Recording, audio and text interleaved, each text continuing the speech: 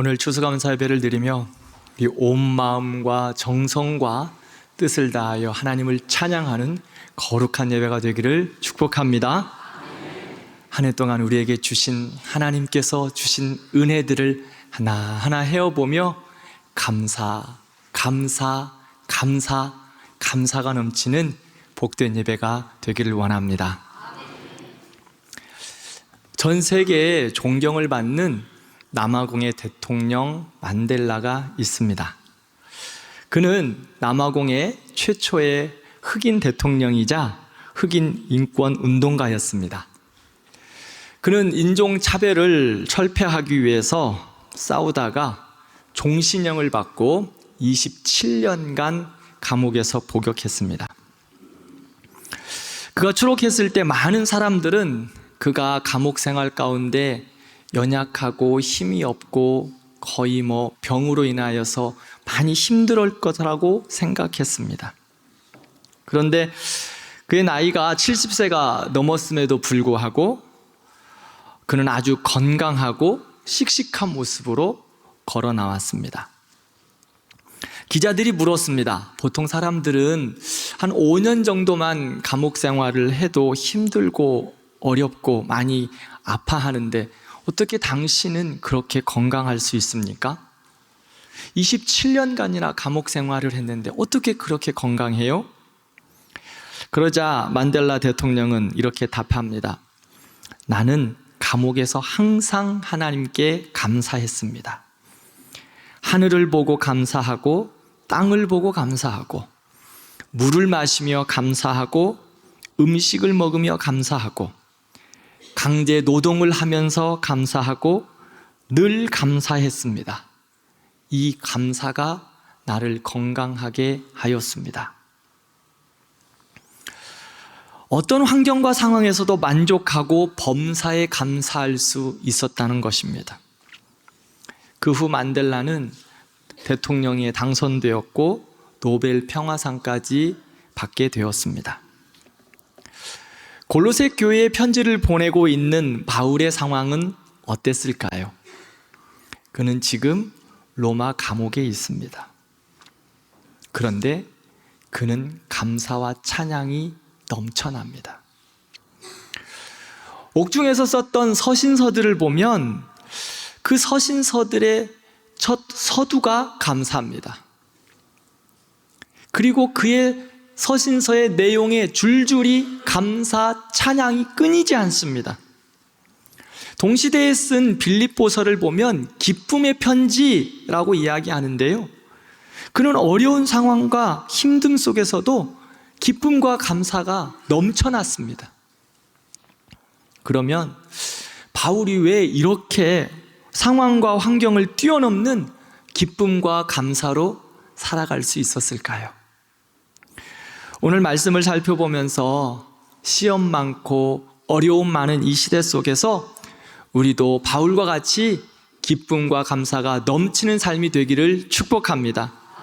그 기쁨, 그 감사가 우리의 감사가 되기를 원합니다. 바울이 기뻐하고 감사할 수 있었던 이유가 무엇일까요? 그것은 하나님이 나를 부르셨다는 것 때문이었습니다. 부르심을 받은 자, 그것이 바울의 감사의 제목이었어요. 15절을 보면 바울은 예수 그리스도의 부르심을 받은 자라고 분명하게 말합니다. 사랑하는 성도 여러분, 국어를 잘하려면 갑자기 웬 국어? 국어를 잘하려면 무엇을 잘해야 할까요? 무엇을 잘 알아야 국어를 잘할 수 있을까요? 주제 파악을 잘해야 합니다. 수학을 잘하려면 그럼 무엇을 해야 할까요? 우리 찬양대가 좀 수학을 좀 하시는군요. 네. 수학을 잘하려면 분수를 잘해야 합니다. 분수를 알아야 해요. 지리를 잘하려면 위치 파악을 잘해야 합니다. 내가 어디에 있는지. 사도 바울은 주제 파악을 잘했어요. 자신의 분수를 잘 알았어요. 내가 어디 있는지, 나의 주제가 무엇인지, 나의 분수가 무엇인지를 너무나 잘 알았다는 거예요. 그는 그의 주제가 뭔지, 무엇이었을까요? 하나님의 부르심. 그는 하나님께서 나를 부르셨다, 나를 부르셔서 하나님의 자녀 삼아주셨다, 그 자신의 전체성을 너무 잘 알고 있었습니다. 그러기에 그는 기뻐하고 감사할 수 있습니다. 하나님의 부르심을 받았기에. 왜 부르심을 받은 자들이 기뻐하고 감사할 수 있을까요? 부르심이란 죄로 인하여 죽었던 인생을 구원하신 하나님의 은혜이기 때문입니다. 예수님은 우리의 구원을 위하여 십자가에서 모든 것을 다 쏟아내셨습니다. 그리고 그 보혈의 은혜로 우리는 용서받았고 하나님의 자녀 되었고 구원받는 하나님의 친백성 되었습니다. 죄로 말미암아 죽었던 인생이 이제 예수로 인하여 살았습니다. 생명을 얻었습니다. 죽음에서 생명으로 불러내줘 주셨기에, 그렇게 불어주셨기에 우리는 기뻐하고 감사할 수 있습니다. 진짜를 알면 가짜는 별 의미가 없습니다. 하나님이 나를 생명 가운데 불러주셨다. 이것이 바로 우리의 정체성이며 진짜입니다. 이것이 바로 우리 믿음의 본질입니다. 로마서 8장 28절 말씀을 보겠습니다. 이제 우리 성도들은 이거 안 보아도 다 외우시죠? 다 외우자 그랬는데 다음부터는 안 보여드릴 거예요. 로마서 8장 28절 마지막으로만 보여드립니다. 우리 같이 한번 읽어볼까요? 우리가 알거니와 하나님을 사랑하는 자 곧 그의 뜻대로 부르심을 입은 자들에게는 모든 것이 합력하여 선을 이루느니라. 아멘. 하나님을 사랑하는 자 곧 그의 뜻대로 부르심을 입은 자, 누구? 바로 나. 하나님의 부르심을 받은 바로 나, 합력하여 선을 이루게 하신다고 분명하게 말씀하셨습니다. 하나님의 부르심에는 실수가 없습니다. 하나님이 우리를 자녀 삼으심에는 실수가 없습니다. 하나님은 우리의 부르심에 선한 은혜를 우리에게 베풀어 주셨어요. 그러므로 우리는 하나님의 그 부르심 앞에 찬양하고 기뻐하고 감사할 수 있습니다. 그러면 감사하고 찬양할 수 있는 그 사람들의, 그 부르심 받은 백성들의 특징이 무엇일까요? 15절을 보면 너희는 평강을 위하여 부르심을 받았다라고 말합니다. 부르신 하나님의 자녀들에게 주시는 은혜의 특징은 평강입니다. 평강 가운데 감사하는 것. 그럼 평강은 어디서부터 올까요? 부르심. 하나님의 부르심에서 평강이 임합니다. 하나님께서 우리에게 평강을 허락하여 주십니다. 요한복음 14장 27절 말씀을 함께 읽겠습니다. 평안을 너희에게 끼치노니 곧 나의 평안을 너희에게 주노라. 내가 너희에게 주는 것은 세상이 주는 것과 같지 아니하니라. 너희는 마음에 근심하지도 말고 두려워하지도 말라. 아멘.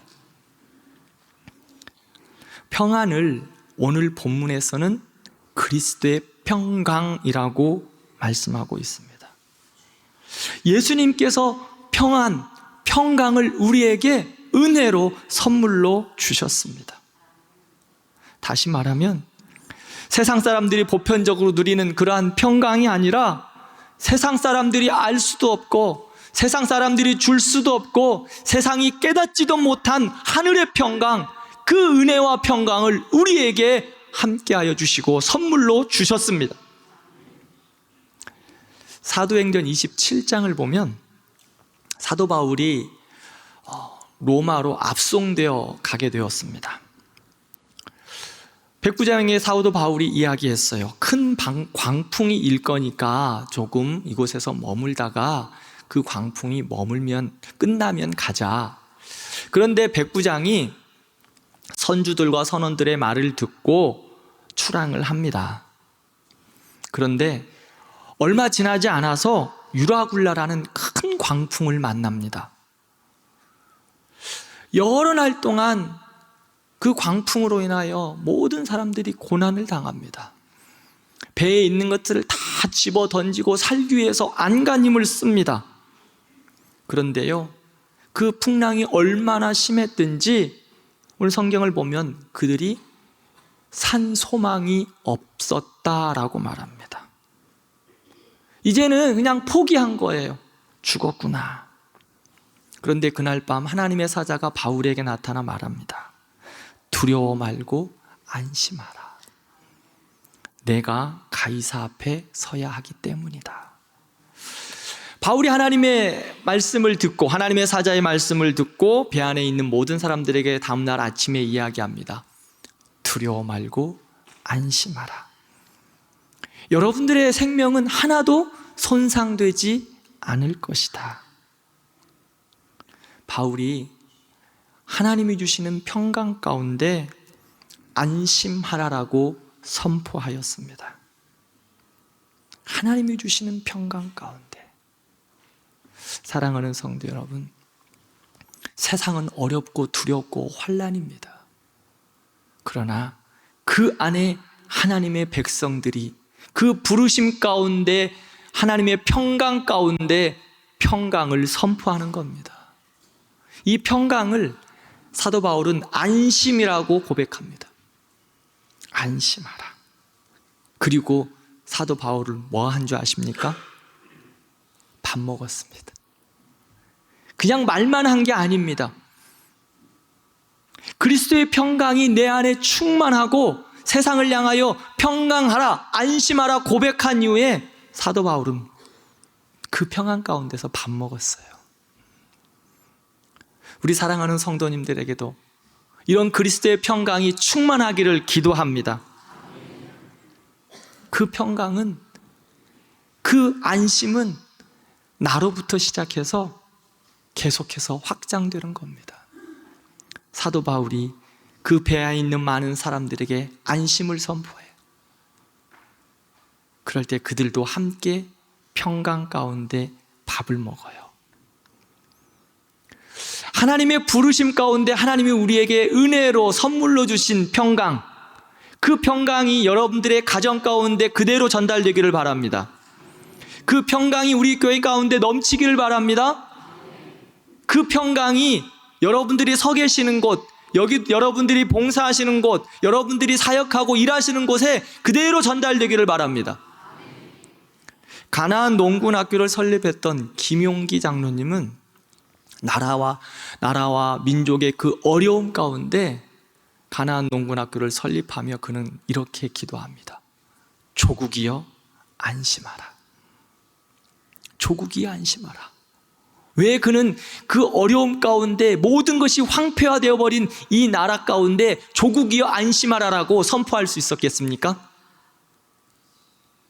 하나님의 평강, 그 하나님의 평강이 그에게 임했기 때문에 그 평강으로 담대하게 선포한 겁니다. 그러면서 기도해요. 그 평강의 선포, 안심의 선포가, 그리고 그것을 부여잡고 기도한 그 기도가 지금 대한민국을 살려낸 겁니다. 우리 믿음의 선조들이 한국 땅, 이 대한민국 황폐된 이 땅을 가슴에 품고 기도해서 이 나라가 이만큼 잘 사는 겁니다. 저는 확신합니다. 하나님의 백성들 때문에 이 나라가 살고 있다. 여러분들의 기도 때문에 이 나라 안심해도 됩니다. 사랑하는 성도 여러분, 선포하십시오. 안심하라, 내 자녀. 안심하라, 내 가정. 안심하라, 내 조국. 왜요? 하나님이 나를 부르셨으니까. 그리고 그리스도의 평강을 그 하나님께서 나에게 주셨으니까 나는 안심합니다. 우리도 고백합시다. 안심하라 한기라. 아니, 제 이름 하지 마시고 여러분들 이름 해야지. 다시 한번요. 안심하라 한기라. 자, 가슴에다가 손을 얹으시면서 안심하라 한기라. 안심하라 내 자녀. 안심하라 내 가정. 안심하라 우리 교회. 안심하라 대한민국. 할렐루야. 하나님이 우리를 부르셨습니다. 그 부르심 가운데 우리에게 평강 주셨습니다. 안심하라라고 말씀해 주셨습니다. 그러므로 우리도 사도 바울처럼 안심하라, 걱정하지 마라, 걱정하지 마라. 하나님이 너와 함께 하신다. 하나님이 우리에게 부르신 그 은혜입니다. 그러기에 우리는 감사할 수 있습니다. 할렐루야. 모든 사람들이 요동할 때도, 흔들릴 때도 그리스도인들이 평강할 수 있는 것은 하나님의 은혜로 부르심 받아 평강 가운데 거할 수 있기 때문입니다. 그리스도의 평강으로 선포하십시오. 안심하라, 안심하라. 때로는 지치고 낙심 가운데 있는 우리의 자녀들이 있습니까? 그들의 손을 잡고 안심하라. 하나님이 너와 함께 하신다. 두 번째로, 감사하지 못하는 이유가 있어요. 하나님이 우리를 부르셔서 평강 가운데 감사할 수 있고 찬양할 수 있습니다. 그런데요, 사단은 하나님의 백성들이 이렇게 감사와 찬양하는 거 원하지 않습니다. 그래서 어떻게 해서든지 우리를 가로막습니다. 어떻게 가로막을까?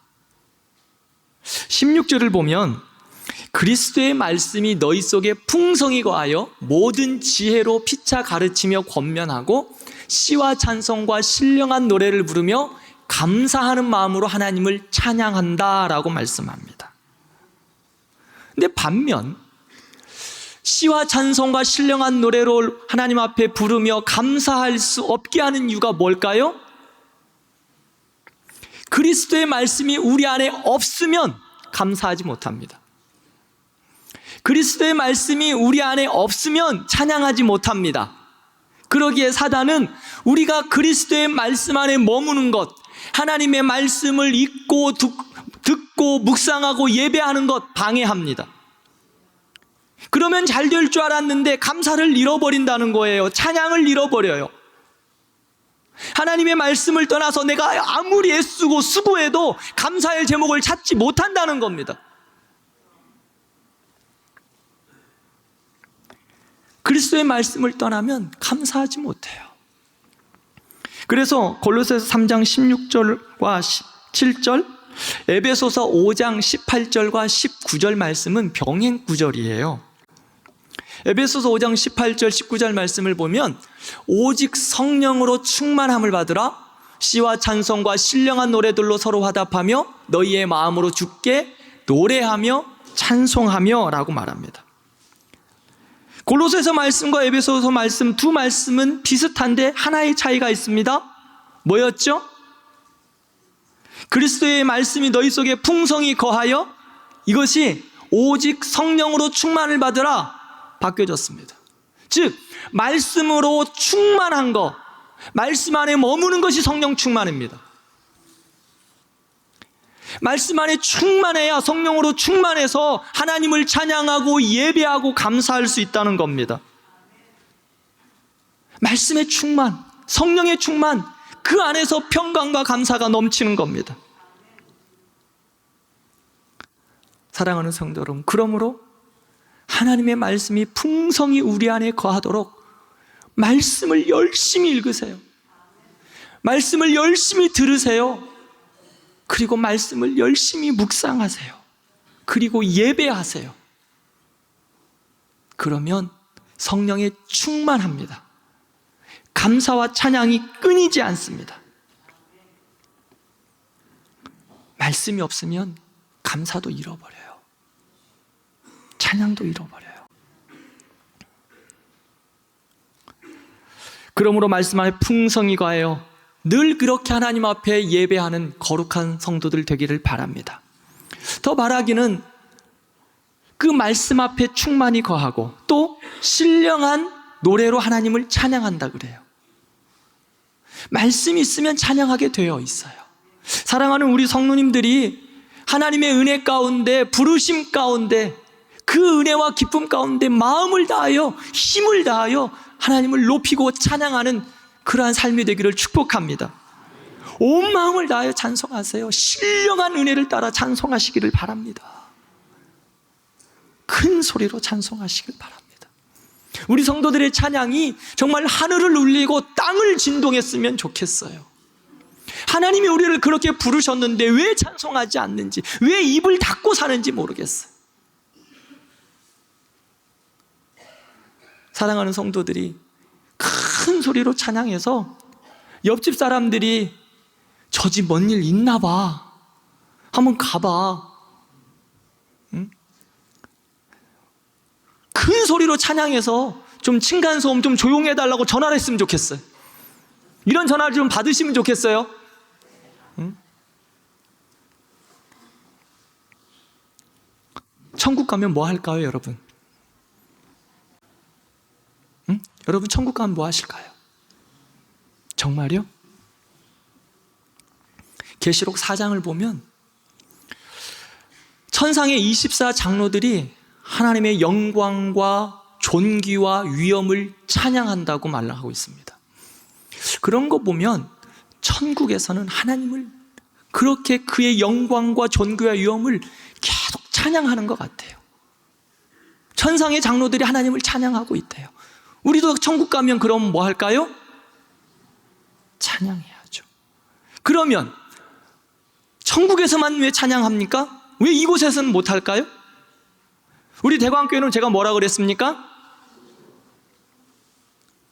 다 잊어버렸네. 큰일 났네. 대광교회는 천국이다. 대광교회 예배는 천국의 잔치다. 은혜의 풍성함이 있다. 찬양의 풍성함이 있습니다. 말씀의 풍성함이 있습니다. 그러므로 그 잔치 가운데 하나님을 향하여 입을 크게 열고 온 마음과 정성과 뜻을 다하여 주의 이름을 마음껏 찬양하는 거룩한 백성들 되기를 축복합니다. 임영웅의 노래 뭐가 중한디? 이것은 이 노래 들으면서 막 마음의 위로를 받고 눈물을 흘리고 막 박수를 치고 너무나 행복해. 뭐가 중한디의 은혜를 받아. 그런데 하나님을 찬양하는 데는 이 손 한번 들어보라 그러면 무거워서 올라가지를 않네. 하나님을 향하여 박수 칠 때는 왜 이렇게 인색한지? 우리 교회 말고 저쪽 옆에 있는 교회.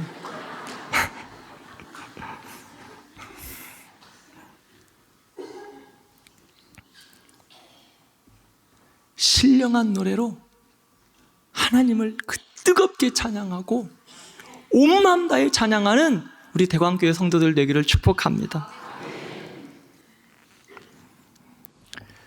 그렇게 하나님의 자녀들이 믿음으로 살아가는 거예요.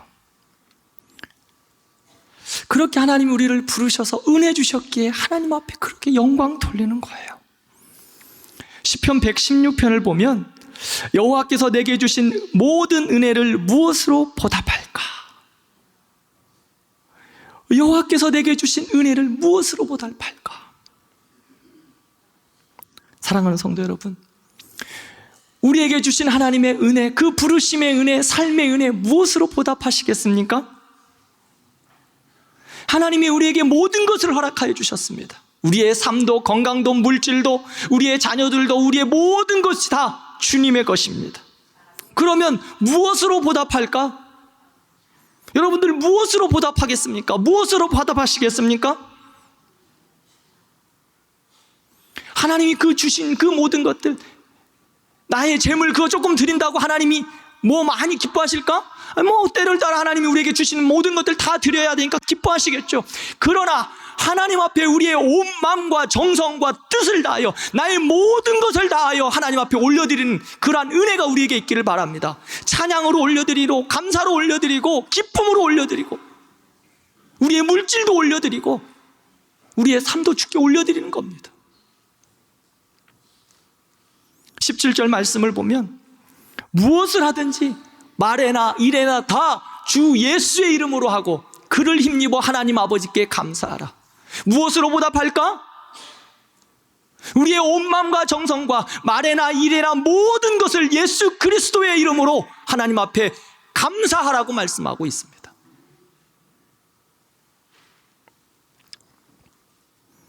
감사는 구원받은 자들의 마땅한 모습입니다. 전인격적으로 감사가 넘치는 삶을 살아가는 겁니다. 범사에 감사하는 것.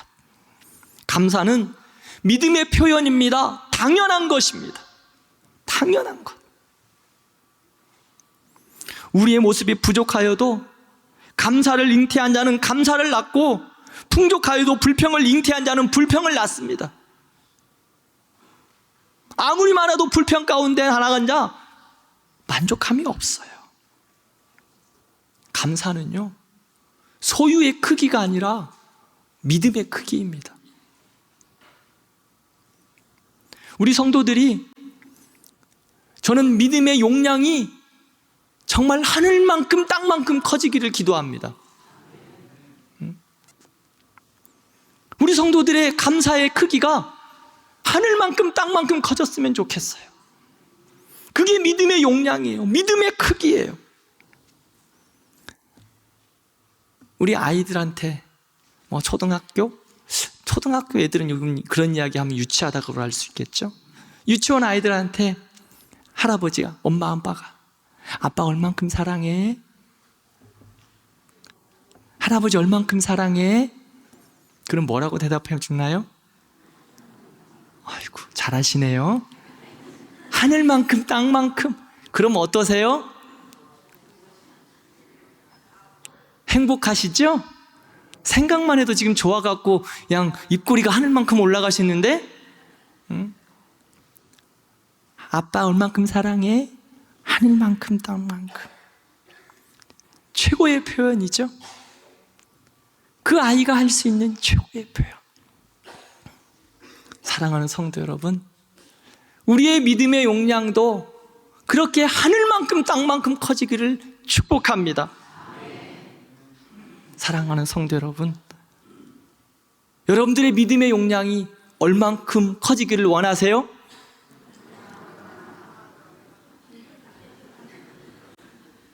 다시 한번 물어볼게요.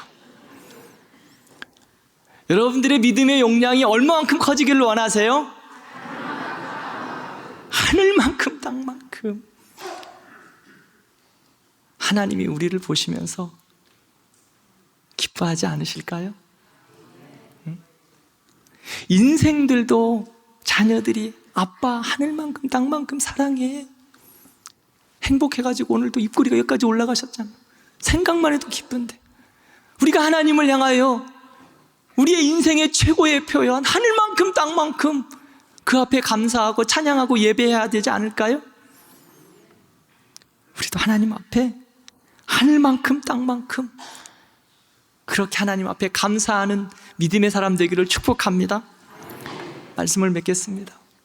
시편 136편 말씀을 보면 창세로부터 시작해서 이스라엘을 부르신 하나님이 이스라엘의 역사를 통해 행하신 모든 일을 찬양하고 감사하고 있습니다. 그 하나님의 사랑과 그 감사, 그 인자하심이 영원하다고 그들은 선포하고 있습니다. 해와 달과 별들을 주관하시고 홍해를 가르신 그 하나님, 광야를 안전하게 지나게 하셨습니다. 이뿐 아니라 비천함도 있었고 힘들고 고통스러운 상황도 있었습니다. 두려움과 죽음까지도 직면했습니다. 그러나 하나님께서 그들을 향한 인자와 긍휼이 무궁하심으로 감사하다고 그들은 찬양하고 고백합니다. 그렇습니다. 우리도 잘 될 때도 있고 잘못될 때도 있습니다. 부할 때도 있었고 가난할 때도 있습니다. 높아질 때도 있고 낮아질 때도 있습니다. 그러나 하나님이 하나님 되심으로 인하여 우리가 하나님 앞에 감사하고 찬양할 수 있습니다. 하나님이 우리를 향한 인자와 긍휼하심이 무궁하고 영원하시기에 우리는 그분을 향하여 감사하고 찬양하고 고백하는 겁니다. 우리를 향한 인자와 긍휼이 무궁하십니다. 감사의 제목과 이유를 명확히 알고 감사하는 것도 중요하지만 무조건적인 감사, 만만 감사, 절대 감사, 무한 감사, 그리 아니하실지라도 감사. 왜요? 우리를 향한 인자와 긍휼이 무궁하시기에 우리는 그분의 이름을 높이며 찬양하고 감사해야 합니다. 그게 부르심 받은 자들의 마땅한 감사의 표현입니다. 한 해를 돌아보며 우리는 수많은 일들이 있었습니다. 교회적으로, 가정적으로, 개인적으로도. 좋은 일도 있으셨고 어려움도 있고 아픔도 있으셨죠? 그럼에도 불구하고 하나님이 나를 자녀 삼아주시고 나를 부르셔서 하나님의 영광 가운데 있게 하여 주셨다는 것, 그 은혜, 감사의 제목 되기를 축복합니다. 그 하나님의가 있었어요. 때로는 눈물이 흐를 때 우리 주님이 우리의 눈물을 닦아주셨고요, 넘어질 때도 있었지만 아주 엎드러지지 아니하도록 주께서 우리의 손을 붙잡아 일으켜 주셨습니다. 우리의 마음이 요동칠 때도 있었죠. 근심할 때도 있었습니다. 그러나 예수님이 파도를 잔잔케 하신 것처럼 우리의 마음을 잔잔케 하시고 평강 허락하여 주셨습니다. 그러므로 여호와께 감사하십시다.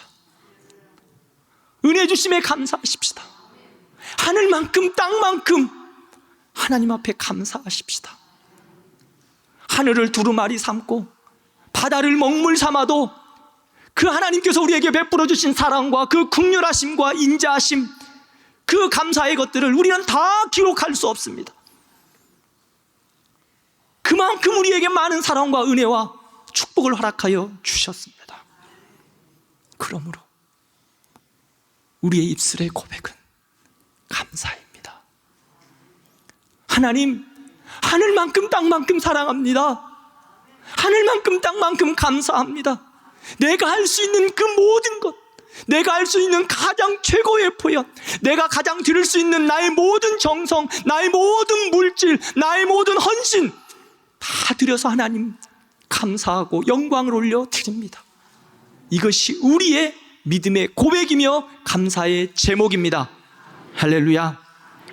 우리 시편 136편 말씀을 함께 믿음으로 고백하며 감사했으면 좋겠습니다. 이 말씀을 함께 고백하고 말씀을 마치겠습니다. 함께 고백합니다. 하나님 감사합니다. 그는 선하시며 그 인자하심이 영원함이로다. 아멘. 잠깐, 우리 성도님들 큰 소리로, 아셨죠? 내가 할 수 있는 감사의 목소리 가장 크게, 처음부터 다시 합니다. 시작. 하나님 감사합니다. 그는 선하시며 그 인자하심이 영원함이로다. 아멘. 아멘은 나중에 끝나고 합시다. 신들 중에 뛰어난 하나님 감사합니다. 그 인자하심이 영원함이로다. 지혜로 하늘을 지으신 하나님 감사합니다. 그 인자하심이 영원함이로다. 물 위에 펴신 하나님 감사합니다. 그 인자하심이 영원함이로다. 펴신 별로 인도하신 하나님 감사합니다. 그 인자하심이 영원함이로다. 우리를 인도하여